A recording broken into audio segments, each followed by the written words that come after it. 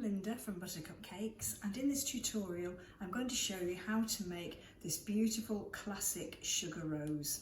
So let's get started.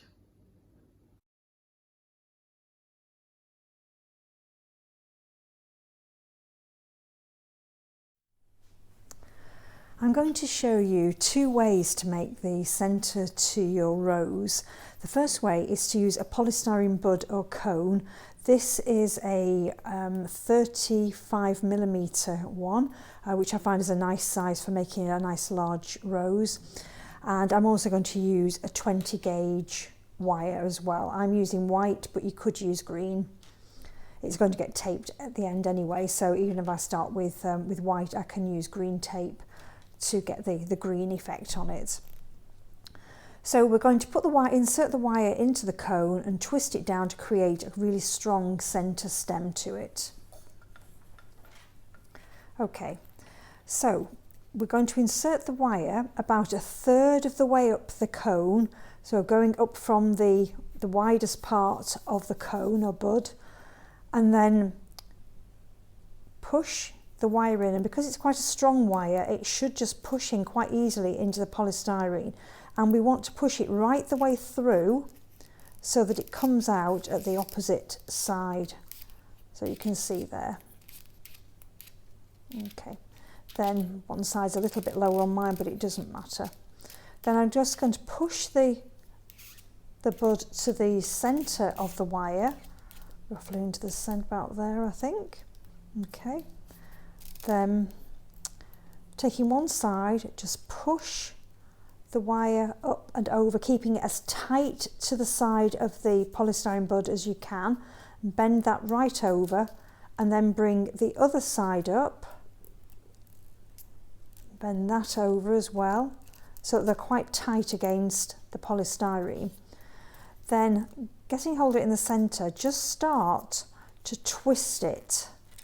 Twist the two sides together and just keep twisting down the wires, and this should be really nice and firm. If there's any movement or wobble on it, you need to start again really. But just keep turning it round, twisting it.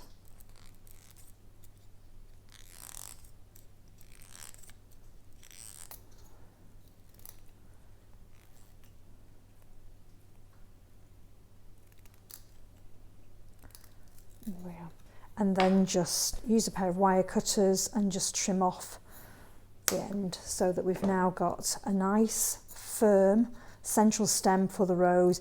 The bud is secure on there, it's not going to fall off. Another way to create the bud for your rose is to use a 3cm polystyrene ball and attach the wire to it in the same way as we did with the cone, so that it's been threaded through and twisted like that, so it's nice and secure on the top. Then we need to add a pointed top to this polystyrene ball to create a cone shape to it. So you need to put a little bit of edible glue on the top of the ball, and then a small piece of flour paste. You'll only need a tiny bit of it. I usually do this in white, but you could do it in any colour because it's going to get covered. Just roll it into a small ball, kind of collage pea shape, and then just in your hand, just roll it so that you get a slightly pointed top to it. Then holding it on top of the cone, just press it down and just blend in the edges so that it's stuck firmly on there. It doesn't have to look particularly neat because it's all going to be covered by the petals when we start to build up the rose. But you can see that that now is giving a nice basic shape to create the rose around.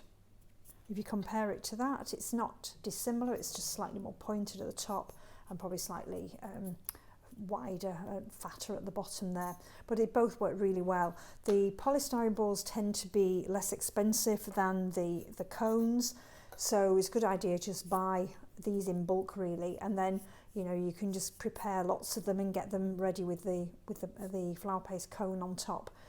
You do need to let this harden off, so if you're doing this, you need to do it at least the day before you're going to actually make your rose, so get all your centres ready in advance. So to make the rose, we're going to use flour paste, which is called gum paste in the United States and some other parts of the world, but I'll call it flour paste for the purpose of this tutorial.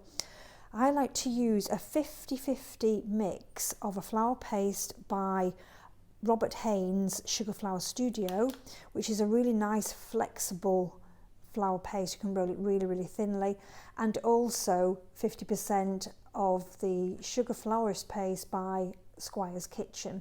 This is a firmer paste and it dries quite quickly, so I find that combining the two together gives me some flexibility so that I've got time to work with the flour before it dries, but it also does dry fairly quickly, so I'm not waiting a long time for the petals and the flour to dry.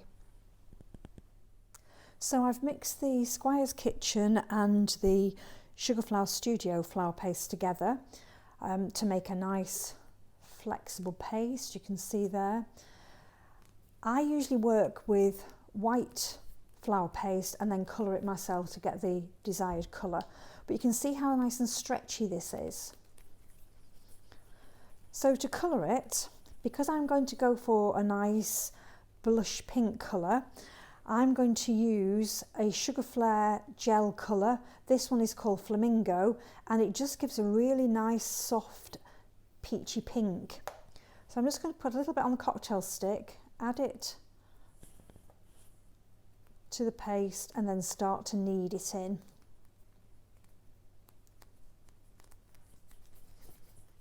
I've got a little bit of Trex in this little pot here. I think it's called Crisco. In some parts of the world it's just a vegetable fat. I'm just going to rub some of that on my fingers so that they don't stick to the paste while I'm getting the colour on it.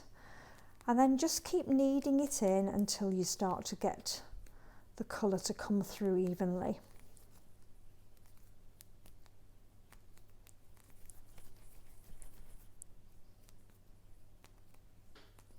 You can see there that's starting to change now. Now because the rose always has a slightly deeper centre to it, for this first section of flour paste, I'm going to add a little bit more colour to it to make it a little bit deeper. We can add more colour later as well with dusting, but I'll just add a little bit more.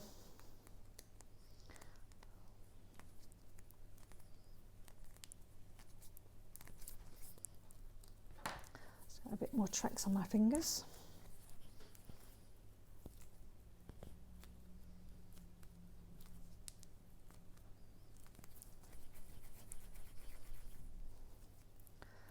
And that's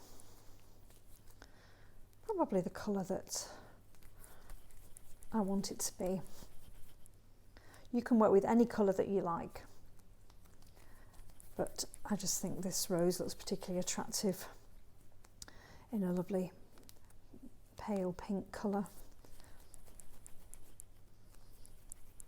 Okay, so that's ready to work with now.